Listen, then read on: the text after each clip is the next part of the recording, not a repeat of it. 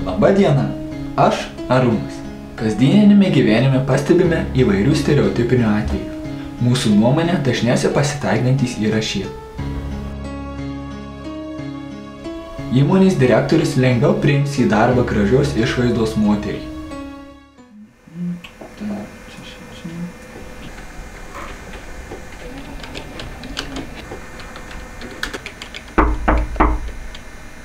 Prašom. Labą dieną. Labą dieną. Atėjau čia dėl sekretorės darbo. Kokia jūsų darbo patirtis? 12 metų dirbau Kauno įmonėje sekretorė. Bet tu gražiai atrodyti labai. Dėkui. Mes jums būtinai paskambinsime. Gerai. Viso gero. Sudie.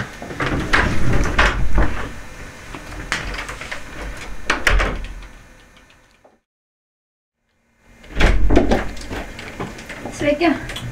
Labą dieną. Aš atėjau čia dėl darbo. Taip. Kokia jūsų darbo patirtis?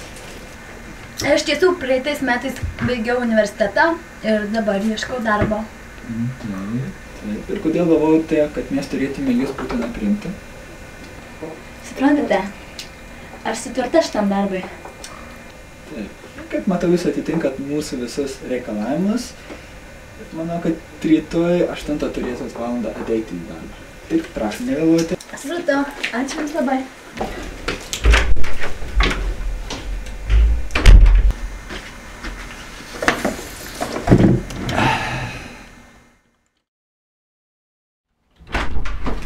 Labą dieną. Labą dieną. Kas jums atsitiko? Atsiprašau, aš į darbą atėjau ir aš nelaiku? Transliuotojai, žurnalų leidėjai ir reklamuotojai, dirbdami redakcinį darbą, su didesnė atsakomybė turi žiūrėti į ypač lieknų moterų vaizdavimą ir rinktis tikroviškesnius kūno įvaizdžius. Ką jūs, moterys, suprantat apie automobilius?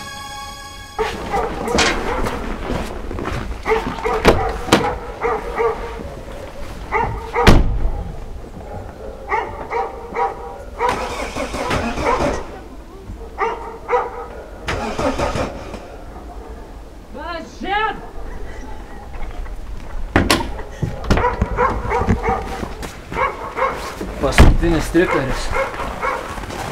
Nė vieną rytą neusikalė. Kas čia gali būt?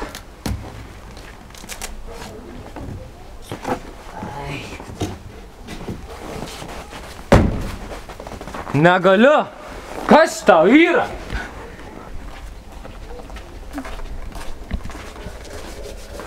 Nevažiuoja?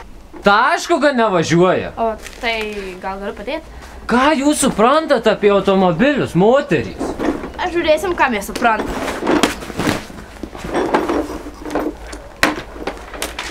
Nagi, tu iš čia atsitiko? Pabandyk dabar. Turim tai čia? Bandyk. Nu, pabandyk.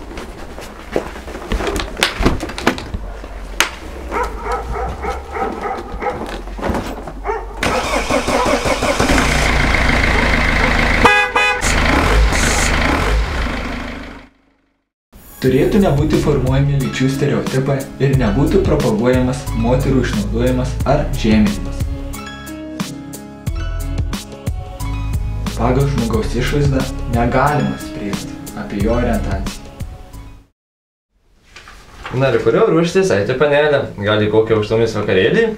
Deja, ne. Esu pakviesta į labai svarbią vakarienę. Na ir kaip jums patinka nauja plaukų spalvelė? Tiesiog nuostabi. Jūs esate puikus specialistas. Na, aš visada gerai išmaniau savo darbelį. Žiūrėk, visai nieko vaikinukas. Nežinau. Gal ir nieko, bet man atrodo, kad jis gėjus. Gaila. Štai tuo jau ir baigsiu. O jūs, panelės, gali pradėti ruoštis. Tuo jau ir jūs eisite ant kėdės. Labas, vyreli. O, labas, žmonelė. Kaip sekasi darbas? Kol kas dar neblogai. Kada grįši namo? Apie 5. Gerai, padarysiu vakarienę. Oi, koks puikus darbas. Kada man tokį padarysi? Namie. Gerai, lauksiu labai. Žiūrėk, čia jau žmona tikriausiai. Gaila, praradom tokį vaikinuką. Iš tiesų, juk jeigu vyras dirba stilisto darbą, tai nereiškia, kad jis yra gėjus. Sakiau? Kaip ir ką bekalbėtų žmogus, neįmanoma nustatyti seksualinės orientacijos, vien tik žvilgtelėjus į jį. Niekada nespręskite apie žmogaus orientaciją iš jo elgesio ar išvaizdos. Moteriškos ir vyriškos profesijos.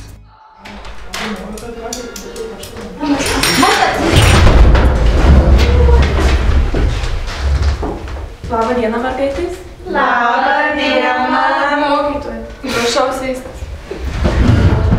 Šiandien kalbėsime apie svarbiausią pareigą jūsų šeimoje. Tai yra megzti, siūti, gaminti valgyti, prižiūrėti vaikus. Taigi, šiandien megsim. O tai ką vyra veis, jeigu mes jūs ką turėsim daryti?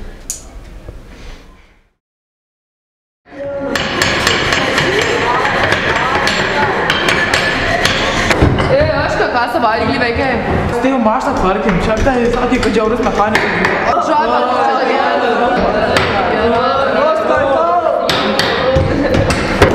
Man tai čia niekas nesigauna, aš norėčiau floristu būti. Tu tai prigali. Aš čia per triukšmą skoniai dirbate. Kas čia? Nu, jūsų kas, kad tai nesigauna labai. Matot, nesiseka pjauti, čia nesuprantu. Jūs nori būti floristu? Vyras floristu? Darbą reikia pradėti nuo mokyklinių suolų, atskleisti visas darbo galimybės, griauti paplitusius stereotipus, skatinti ne konkurenciją, bet kooperaciją tarp abiejų lyčių. Viskas gerai, moteris namų šeimininkė viskuo pasirūpins.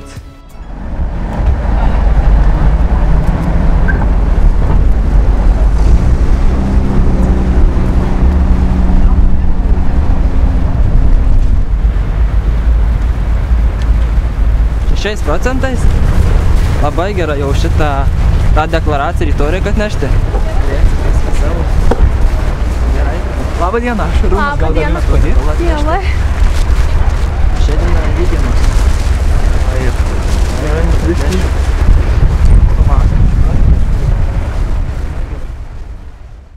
Šaunu, jog visuomenėje yra tokių vyrų, kurie laužo stereotipus, kad moteris viena rūpinasi namais, o vyras tik uždirba pinigus. Dabartinė propaganda mus verčia mąstyti stereotipais. Neleiskime galvoti už save.